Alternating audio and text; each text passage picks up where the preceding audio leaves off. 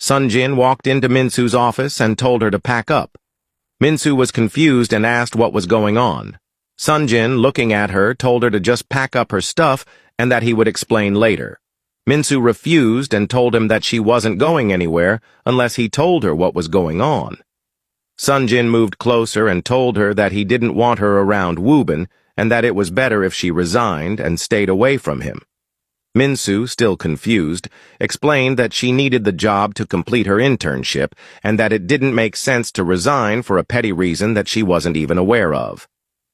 Sunjin told Minsu that wuben was in love with her and that he had confessed his feelings last night, which she couldn't remember because she was drunk.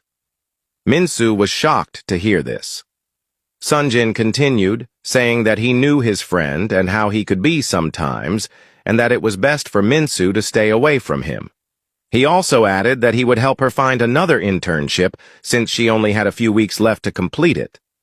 Minsu thought about how jumping from one internship to another would affect her grades.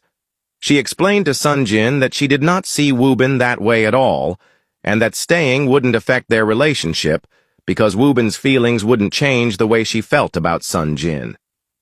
She stood up from her desk, trying to convince him, but Sunjin gave her an ultimatum. He firmly stated that she had to choose between their relationship or staying with wuben. Upset, he walked out. Minsu was left in a difficult position. She loved Sunjin, but wuben also meant a lot to her. Despite his feelings, she still considered him a friend. During knock-off time, Minsu walked into wuben's office. Before she could talk, wuben stood up, walked to her, and told her that it was okay. She could resign. Minsu looked at him and said she needed to stay to finish her internship. Wuben interrupted her and said he would give her a good recommendation and mentioned that she worked full-time.